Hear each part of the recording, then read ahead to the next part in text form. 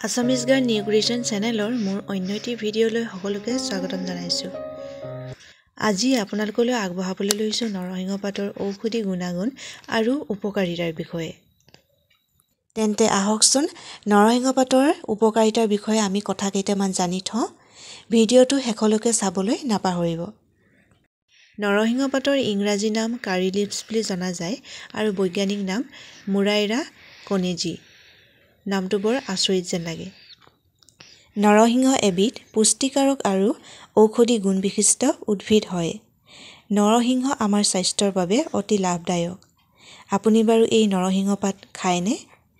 এই নৰসিংহ পাতৰো আছে বহু উপকাৰিতা। এই পাতত কেলছিয়াম, ফাইবাৰ, প্ৰটিন আৰু ভিটামিন থাকে।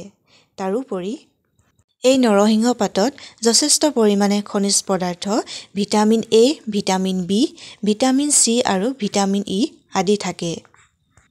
নৰসিংহ পাতত মাহানিম্বাইন নামৰ এটা যৌগ থাকে।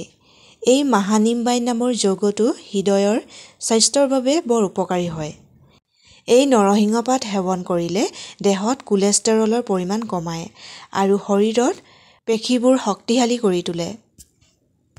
আমি দেখি থকা সচৰাচৰ এই নৰসিংহ পাতবিলাক চাটনি বনাই খাওঁ। দক্ষিণ ভাৰতত এই পাতৰ যথেষ্ট ব্যৱহাৰ হয়। এই নৰসিংহ পাতৰ বহুতো ঔষধি গুণাগুণ আছে।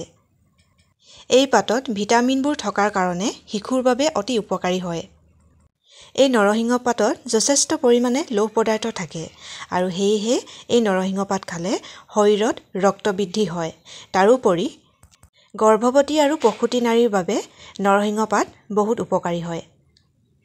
এই নৰসিংহ পাতবোৰ ইমান যে সুগন্ধি হয়, আমি যেনেধৰণে ৰান্ধি খালেও বহুত সোৱাদ হয়। আৰু আমাৰ শৰীৰত এই পাত খালে একো অপকাৰ নহয়। সেয়েহে আমি মাজে সময়ে খাই থাকিব লাগে। এই নৰসিংহ পাত বহুমূত্ৰ ৰোগীৰ বাবে অতি উপকাৰী হয়। তাৰোপৰি বৃক্ক ৰোগৰ বাবে বহুত বেছি উপকাৰী হয়। যদি আমি সৌন্দৰ্যৰ ক্ষেত্ৰত চাবলৈ যাওঁ, নৰসিংহ পাতে চুলি আৰু নখৰ সৌন্দৰ্য বৃদ্ধি কৰে। যদি আপুনি নৰসিংহ পাতৰ তেল চুলিত লগাব বিচাৰে, তেন্তে আপুনি ঘৰতে নৰসিংহ পাতৰ তেল বনাই ল'ব পাৰিব। অন্যথা বজাৰতো নৰসিংহ পাতৰ তেল পোৱা যায়। নৰসিংহ পাতত যথেষ্ট পৰিমাণে কেলছিয়াম থাকে কাৰণে ই হাড় আৰু দাঁতৰ গঠনত সহায় কৰে। নৰসিংহ পাতৰ আমি ফেচ পেকো বনাব পাৰোঁ। ঘৰতে নাইবা বজাৰৰ পৰাও কিনি আনি মুখত লগাব পাৰোঁ।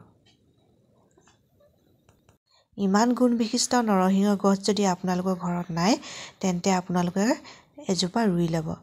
বহুত লাভদায়ক হ'ব আপোনালোকৰ কাৰণে। আজিলৈ ভিডিঅ'টো ইমানতে সামৰিছোঁ। কেনে পালে কমেণ্ট কৰি জনাবচোন।